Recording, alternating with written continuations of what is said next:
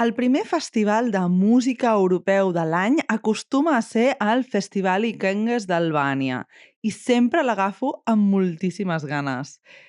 I escolteu-me, sort d'això, perquè si no, no aguantaria gairebé 4 hores de televisió en albanès. Però és el primer. És el primer i no li podem fer un lleig. Així que avui us porto un bon resum del Festival Ikenges d'Albània. Bon dia a tothom, benvingudes i benvinguts a un nou episodi d'Albavisió, el podcast Eurovisiu en català que no sabies que necessitaves. Soc l'Alba Puello i soc Eurofan. Esteu preparats per viure, i no només per veure, els festivals de música europeus més interessants de l'any? Som-hi!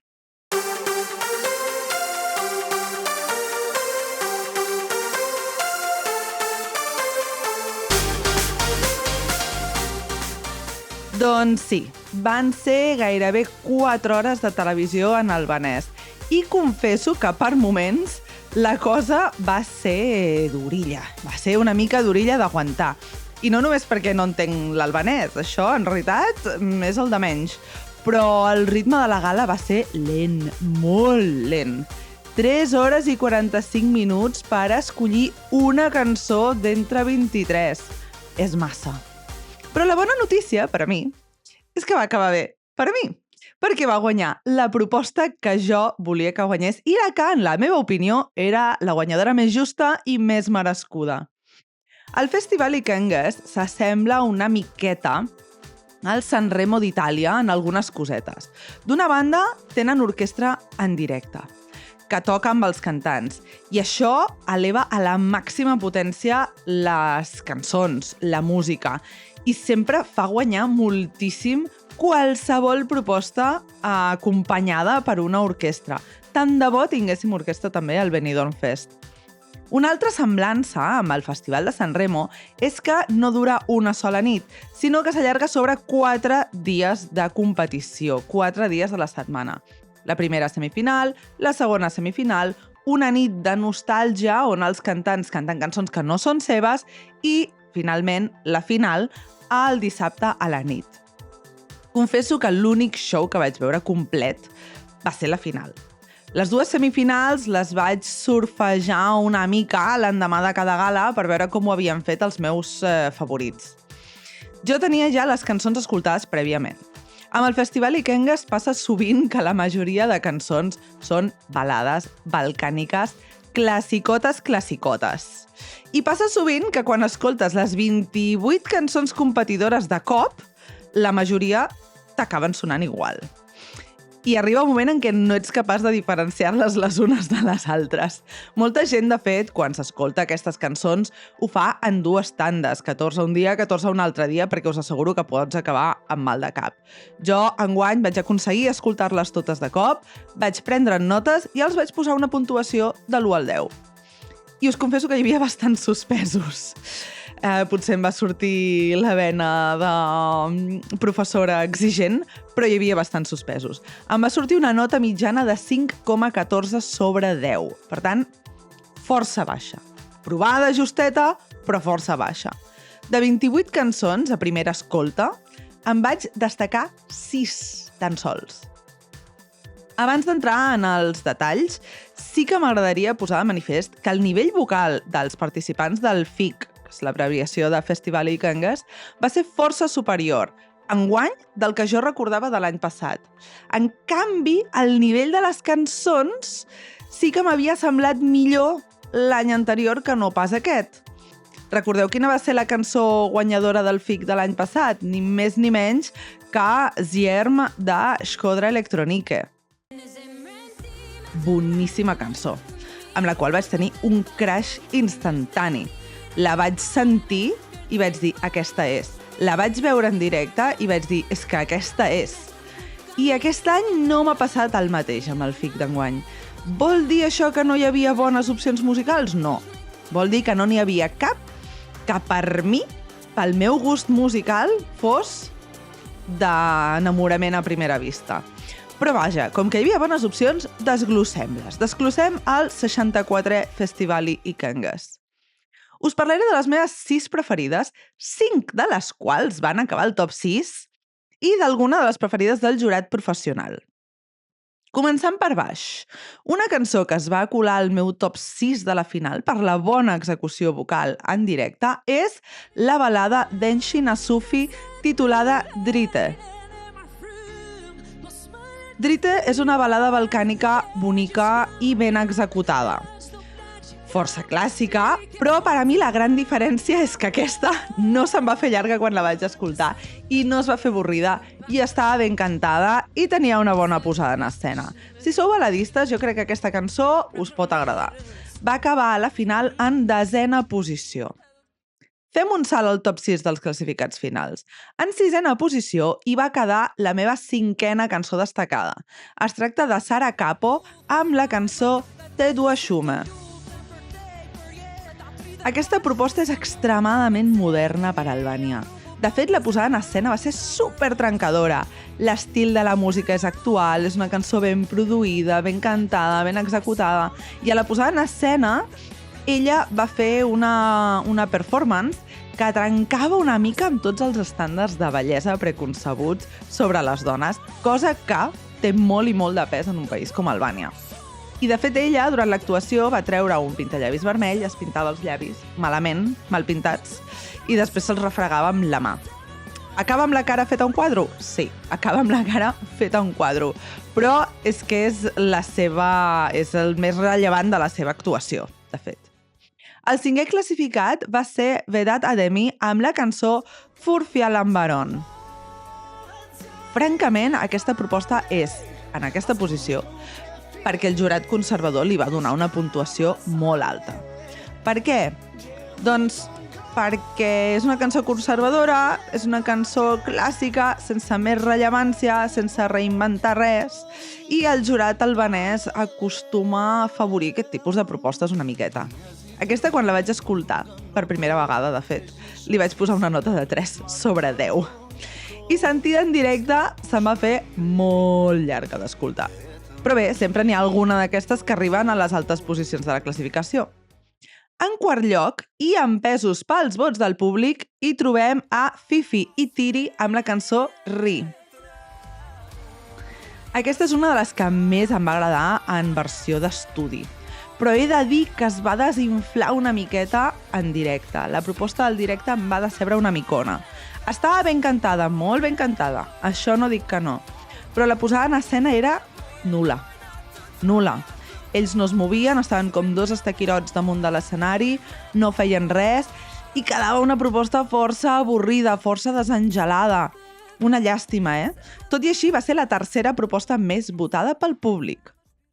En tercer lloc, ja al podi, un podi amb el qual estic plenament d'acord, i tenim Sheila amb la cançó Zemre Toques. Aquesta cançó m'agrada. No per escoltar-la regularment, però em sembla una cançó com molt tranquil·la, molt agradable d'escoltar, com una mica de chill out fins i tot, que escoltaria a la vora del mar, en una taverna, en una illa grega, amb un suc de fruita fresca a la mà. De veritat que em transporta una mica a això. Aquesta imatge idíl·lica que jo tinc al cap quan escolto la cançó se'm va trencar abruptament quan vaig veure l'actuació. L'actuació me'n va arrencar d'aquesta imatge idíl·lica. Per què? Més que res pel vestuari. Perquè Sheila, la cantant, portava aquí un ocellot dissecat, però de veritat, de grans dimensions. Un ocell dissecat que em feia molta angúnia. I això us asseguro que em treia totalment. Però, vaja, realment no podies apartar-ne la mirada, d'aquest ocellot. Ara bé, la cançó sí que estava molt ben cantada i podria haver estat també una digna guanyadora, no m'hagués pas queixat. En segon lloc, la segona proposta més votada pel públic es tracta d'Inis Neziri amb la cançó Takanfal. La cançó és la canya. Xula, moguda, actual, però amb molta identitat albanesa també. Ara bé, l'actuació en directe per mi va ser també una mica decebedora. Vocalment, Inis Neziri no va estar del tot fina, no va estar perfecta, se li van escapar algunes notes. I la part de ball coreogràfica, que podria haver estat un momentàs de lluïment per ella i per les ballarines, es quedava com a mig gas. no acabava de treure tota la potència que podria haver tret. No em va acabar de convèncer l'actuació en directe i és una llàstima perquè la cançó considero que tenia moltíssim potencial. I arribem ja a la indiscutible guanyadora. Guanyadora del jurat i guanyadora del públic. El cantant Alice amb el seu tema None. Aquesta proposta, que a mi em va anar guanyant amb les escoltes, és una power ballad, que anomenem una power ballad, és a dir, una balada potent amb molta força. És una cançó que sabia que sí o sí estaria ben cantada perquè Alice ja el coneixíem d'altres edicions del FIC. L'any passat, de fet, va quedar tercer amb una cançó que a mi no em convencia, que a mi no m'agradava, però que va ser, potser diria, la més ben cantada de tot el festival. Per tant, confiava que Alice seria vocalment impecable i així va ser. Sabia que eren garanties de qualitat vocal. La cançó és preciosa. Parla sobre les mares, sobretot les mares albaneses, que sempre seran allà pels seus fills, que sovint han de marxar del país a buscar-se una vida de més oportunitats a l'estranger. I el que diu la cançó és que les mares sempre seran allà, esperant que els seus fills tornin. Els meus contactes albanesos m'han dit que és cançó de pell de gallina per ells. La posada en escena no necessitava gaire res. La presència d'Alice a l'escenari és que ho és tot, és que és indiscutible. Aquest home té una presència escènica bestial. Ell tot vestit de negre, amb un vestuari molt de gala, molt elegant, però com amb molta intensitat també, duia guants... És que no sé com explicar-ho, s'ha de veure. Duia ulleres de sol, també, però és que això forma part de la seva personalitat artística, una mica, d'Alice. I de fet, tot això tampoc em sembla erroni, perquè tot de negre, amb aquesta solemnitat del vestuari i de la seva presència, ni tan sols la mirada del cantant et distreia de la potència de la cançó. I una càmera que tan sols enfocava ell, anava donant voltes al seu voltant. Per tant, tota l'atenció centrada en ell. De tant en tant intercalant amb algun pla de l'orquestra que li donava encara una solemnitat més bèstia al tema. Sincerament, havent vist totes les actuacions, no em quedava cap dubte que la d'Alice havia de ser la proposta guanyadora.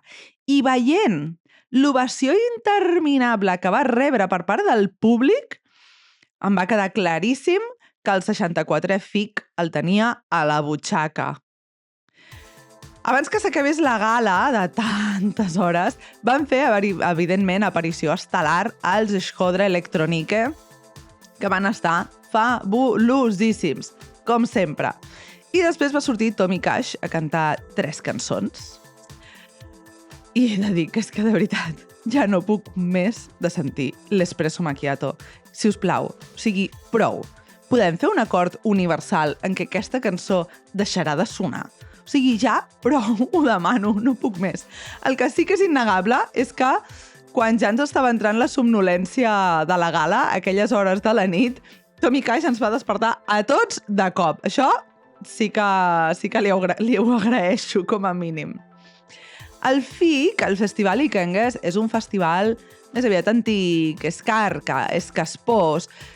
Ja us he dit que la majoria de cançons són balades balcàniques molt clàssiques. És un festival a qui li costa bastant modernitzar-se. I a més, sovint està subjecte també a rumors de corrupció. Aquest any no ha estat lluny de l'escàndol, tampoc. L'organitzadora del festival, El Haida Dani, una cantant albanesa, ha patit molt de bullying durant aquest FIC, que era el segon que ella dirigia. Ha acabat dimitint de la seva posició i m'ha arribat que es veu que sovint sortia plorant dels estudis de televisió. Se l'acusava d'haver corromput el festival en favor de la victòria d'Alice. A mi no em fa pinta que això sigui cert, veient l'acollida que havia tingut Alice entre el públic. Però el cert és que el Kengues albanès ho ha fet sovint, això de corrompre els resultats de la votació i fer que el festival el guanyés qui feia el cop de talonari més gran damunt de la taula. Això és Vox Populi. L'any passat, però, amb Skodra Electronique això no es va permetre. I aquest any, doncs bé, el temps dirà si hi ha hagut corrupció o no. La corrua d'escàndols, per això, al llarg de les setmanes anteriors al FIC i durant la setmana del FIC va ser diversa. A més de tot això, el director d'orquestra havia amenaçat de dimitir unes setmanes abans del festival. A 4 hores de començar el festival hi havia uns problemes amb els contractes dels músics de l'orquestra que no sabien si podrien tocar en directe. En fi, coses que passen al Festival Ikangues. En qualsevol cas, és molt merescuda la victòria d'Alice amb una cançó en albanès que ha dit que no pensa traduir a l'anglès i que té moltíssima identitat. Així que ja ho veieu, estic contenta amb el resultat del FIC. I també estic contenta amb el Montesong, el Festival de la Cançó de Montenegro, on també hi va guanyar la meva favorita. I que, a més, em va sorprendre molt positivament perquè va ser un festival de moltíssim nivell. Una de les millors preseleccions que hem vist fins al moment. Us l'explico tot al proper episodi, així que no desconnecteu i fins ben aviat!